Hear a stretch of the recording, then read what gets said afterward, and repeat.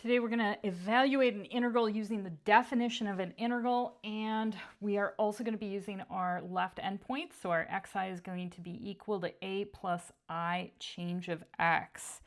Now hang on, because this one is going to be a bit of a beast. There's going to be a lot of really juicy algebra in here, and it's going to be just beautiful.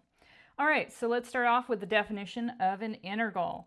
When we're looking at an integral, we're looking at the integral of f of x dx is actually a limit of a sum of f of xi change of x. So that change of x is actually our dx, so that's a little bit of change.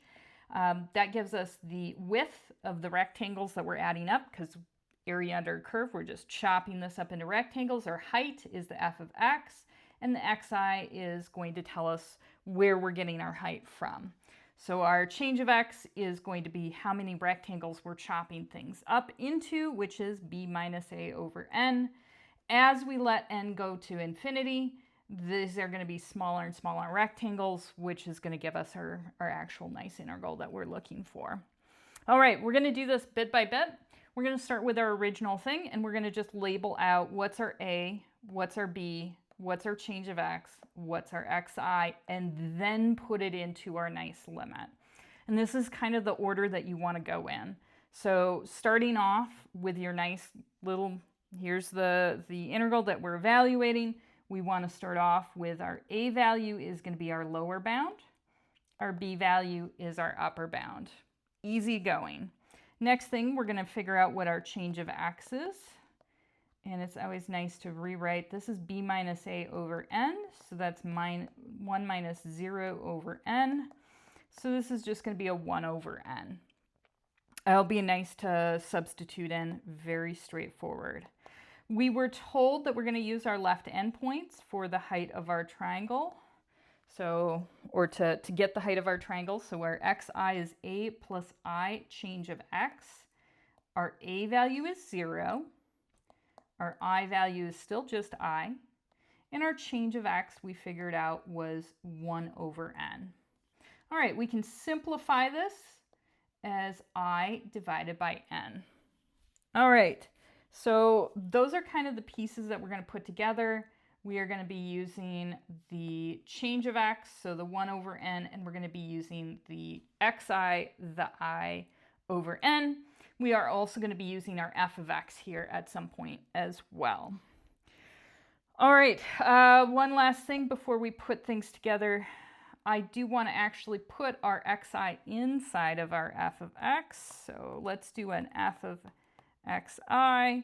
This is going to be xi cubed minus 3xi squared. All right. And we figured out our xi was really I divided by n. So we can pop that in. I divided by n quantity squared. And of course, let's distribute those exponents everywhere. We're going to need that later on. So we want to make this as nice as possible looking. Minus 3 I squared divided by n squared. All right, so here's the last bit that we're going to actually be using, and we're going to use this when we put everything into our limit. Whew. All right, we are going to start off.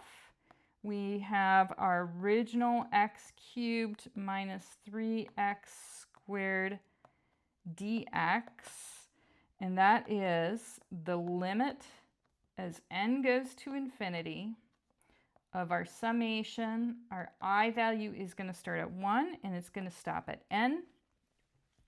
And we are going to actually have our f of x sub I change of x.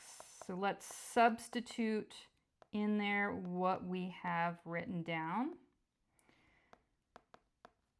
Our f of xi we figured out was I cubed over n cubed minus 3I squared over n squared. And our change of x was a 1 over n.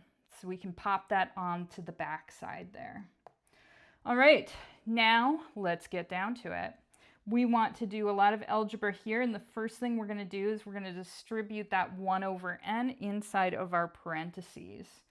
So that's going to be pretty straightforward. We still have to write our limit and our sum every single time that we do this. Don't forget that. It's a little bit of a pain, but it is not the worst thing in the world. Times 1 over n minus 3i squared over n squared times 1 over n. I'm going to pop our n's together.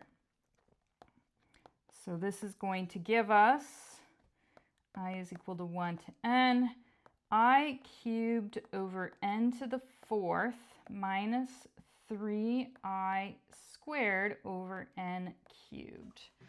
All right, so next up, one thing that we're going to notice here is we have a single summation out front. One of the nice things about sums is we can distribute it over addition or subtraction terms, and so that's exactly what we're going to do here.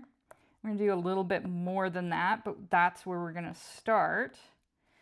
So we are going to have the sum of I is equal to 1 to n of I cubed over n to the 4th minus the sum I is equal to 1 to n of 3i squared over n cubed. All right, next thing. Notice when we're looking at it, the I is the only thing that's changing here in the summation, right? The n is changing when we look at the limit, but we're going to just ignore the limit for now. And we're going to notice that we have an I cubed and an I squared. And with respect to the summation, that n to the 4th in our first term here, the 1 over n to the 4th, that doesn't actually change each time we add another term. That stays as n to the 4th. So we're going to take that, it's basically a constant, and we're going to pull that out of our sum. So we're going to pull our n to the 4th out of our sum. We're going to do the same thing for our 3 divided by n cubed. We're going to pull that out front as well. So everything but the i's is going to be ripped outside of that sum. And this is going to allow us to do some nice work here. So limit n goes to infinity. We are going to have 1 over n to the 4th. And then we're going to have our summation, I is equal to 1 to n of I cubed minus 3 over n cubed. Summation I is equal to 1 to n of I squared. All right, so now we want to get rid of these summations. So we have 2 summations here we want to get rid of. And normally you'll learn more about this as you go further into Calc 2 of what those summations are. I'm not going to go through the details at this moment, but I am going to give you what the summations are. So, and there's some cute math behind it. So at some point I'll do another video on that. It's really fun to see how we get these numbers. 2n plus 1 divided by 6. So that's what these summations are actually equal to. And we're going to substitute that in there, but before we do that, let's clean up what those things look like, because both of them look really gunky, right? And we're going to want to be able to cancel things out and make things all pretty. So we're going to do an aside first, and let's start off with our n plus 1 divided by 2 quantity squared. We're going to simplify that a little bit. Let's start off by distributing our n inside. So we are going to end up with n squared plus n over 2 quantity squared. And that, let's actually write that out. So we are taking that thing and multiplying it by itself again. This is always a really good technique to do, is to rewrite things like this that might be a little bit complicated, so that we don't lose anything when we actually do our full-blown multiplication. So in this case, we get n squared times n squared, which is n to the fourth, plus n squared times n, which is n cubed. And then we take our next two and multiply them together, giving us another copy of n cubed and an n squared. 2 times 2 on the bottom is going to give us a 4. So we end up with n to the fourth plus 2n cubed plus n squared divided by 4. So this is what we're going to substitute when we see I is equal to 1 to n of I cubed. We're going to actually just punch this whole thing in there for that because it's going to look a lot better. All right, let's go to the second one.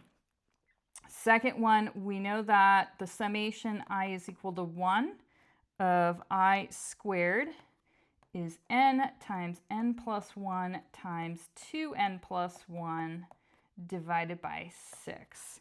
So let's multiply that all out. I'm going to do the bigger stuff first and then just multiply the n through at the last bit. And you can do whatever you want. It doesn't matter. N times 2n squared plus n. And then you just got to make sure that you keep things clean. 1 times 2n is 1, or 2n, and then 1 times 1 is 1 all over 6. Let's clear that up again. 2n squared plus 3 copies of n plus 1 divided by 6. And let's multiply that n inside there to get our last bit here. So this is going to be 2n cubed plus 3n squared plus n divided by 6. So this is what we're substituting when we see the summation for I squared. Okay, that's a lot. We are going to pop that in, and instead of rewriting that, I'm just going to write a then because that was our aside. We are going to get the limit as n goes to infinity. And in our first term, we had that 1 over n to the fourth that we pulled out. And the thing that we're plugging in for our summation is n to the fourth plus 2n cubed plus n squared all over 4. All right, for our second term, we are subtracting 3 over n cubed, and we are plugging in 2n cubed plus 3n squared plus n, all divided by 6. All right, now we're on to the last little bit of algebra. When we have situations like this, we have items on the top and the bottom, the numerator and the denominator, a bunch of n's, and our n is going to infinity. These numbers are going to battle each other out. So what we want to do is basically we want to pull out the highest value of n we see in the denominator out of the numerator. So because we want things to cancel. So we're going to start off again with our limit. We're going to have 1 over n to the fourth. And in our numerator, we're going to leave the denominator alone. In the numerator, we're going to pull out a copy of n to the fourth. So this is going to give us 2 over n plus 1 over n squared. And if you're ever unsure, you can always just multiply it through to make sure that you have the right thing. For the second term in here, n cubed, and I'm just going to leave the numbers alone, but we can reduce them if you feel more comfortable with that. We're going to pull out an n cubed, so that is going to leave us with a 2 plus 3 over n plus 1 over n squared. All right, our n to the fourths are going to cancel, and our n to the thirds are going to cancel. So this is going to end up looking a lot better. In our first fraction, we end up with a denominator of 4, and in the numerator we have 1 plus 2 over n plus 1 over n squared. In our second fraction, we have 3 divided by 6, right? And that actually, let's just cancel that out right now and turn that into a 2 in our denominator. And then in the numerator, what we are left with is 2 plus 3 divided by n plus 1 divided by n squared. So there's our numerator. All right, so as our limit goes to 0, because our n's are in the denominator, a lot of the stuff with anything with an n in the denominator is going to go to 0. So all those things are going to cancel out. And we end up with 1/4 minus 2 over 2, which is 1/4 minus 1, of course. Or you can rewrite it as 1/4 minus 4 divided by 4. In other words, a minus 3/4. And notice it sounds a little bit weird, negative 3/4 as an area. But remember, whenever we're looking at area underneath the y-axis, that is always going to be known as a negative area. And this curve, in fact, does dip below the x-axis, which is why we have negative 3/4 as our solution. Thanks for hanging in there.